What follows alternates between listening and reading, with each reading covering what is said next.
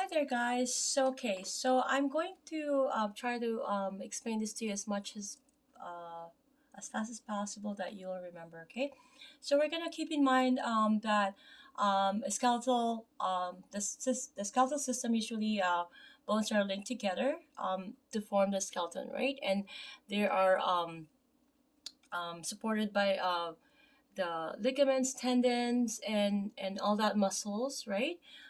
To keep the body erect, right?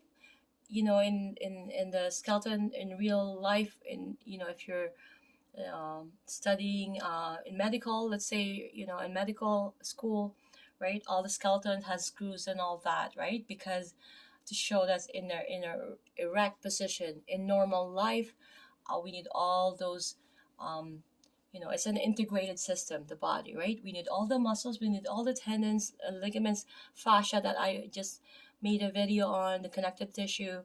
These are all needed to keep that skeleton erect. Okay, so we're gonna start with um, axial skeleton. This is the center, right? The uh, up to the vertebral column, right? And then the ribs, the sternum, right? The manubrium, the sternum, that's the notch, right?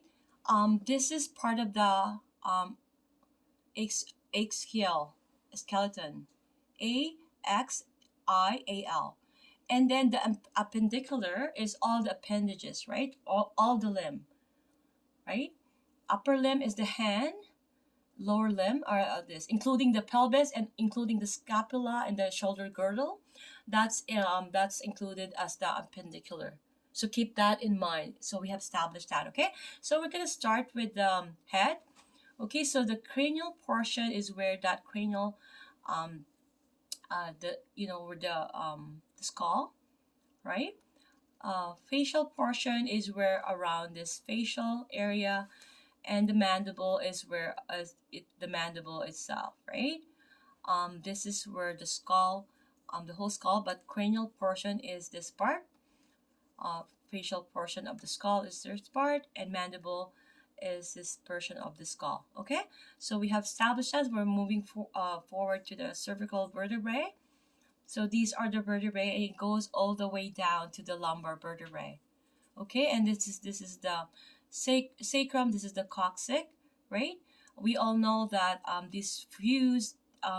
We're not gonna go into that detail, but you can watch my other videos with regards to that. Okay, so this is the clavicle, layman's term. So if we're speaking to our client, we're just gonna refer this as the collarbone. Okay, so that is the clavicle, and this is the scapula. Okay, if you will see in this other image here, 1.34, this is the posterior view. You can see the scapula. This is included in the shoulder girdle. Okay, so this is the ribs, and this is the anterior posterior portion of the ribs. This is the cranium, the mandible showing in the posterior area.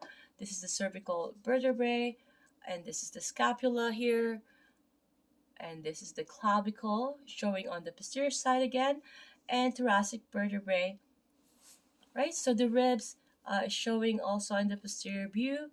You can see the humerus here, both the humerus and the ulna on the posterior view, right? Same here as the humerus, right here, and the ulna and the radius.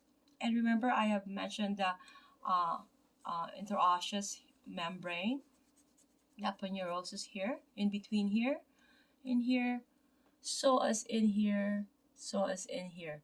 Okay, so I'm gonna go ahead from the lumbar vertebrae. It's going down to the pelvis here, and then this is the sacrum, and then the coccyx here, right? And then from the shoulder, I am going to the humerus, this long bone where the biceps brachii is located. Going distally is the ulnar, where the medial side is, where the little finger, keep in mind this is the little finger here. So this is where the ulna, so you have to acquaint yourself with that. And then this is the radius where is located where the thumb area is. on the lateral side. Okay, carpals, these are the carpal bones. I'm going to do a video on that separately. And then these are the metacarpals, and these are the phalanges. Okay, we all know that the thumbs doesn't have a middle phalanges, right? Because there's only the proximal and distal, whereas the other four fingers have a middle, because of their phalanges. Sorry, my pronunciation again. Um, there's no medial phalanges in here. Okay, we're going to the posterior view here. It's the same concept here: carpals, metacarpals, and phalanges. And you can see the pelvis, the sacrum, right? So we're going backwards. This is the gluteal area. This is the femur, right? And then this is the tibia. The fibula is always at the lateral side. So you have to self-acquaint yourself, maybe to your own body, perhaps, right? So say this one is fibula. This is where the lateral, where the pinky toe is going. This is the pinky toe. The thumb is where the tibia is, right? Keep in mind, just like in the upper limb, right? The femur is connected to the tibia, not the fibula, and at the upper arm, the humerus is connected to the ulna, but not the radius. But the radius does the pivoting, right? It does pronation and supination, right? Whereas also with the fibula, right? It also does that, the inversion and eversion. Okay, so we're going down to the tarsal area. I'm gonna do a separate video with that also. Okay, so the metatarsal and the phalanges. Okay, so pound for pound, bone is as strong as steel and 3 times stronger than the same quantity of reinforced concrete. So keep that in mind. Our bones are really strong. The skeleton makes up 15% of the body's weight. And keep in mind, muscle contains 40%. So 15% is skeletons. Okay, so we've established that. Okay, so the bones are composed of half water and half solid matter and contain nearly 2 pounds of calcium and more than a pound of phosphorus. That is enough phosphorus for 2,000 match heads.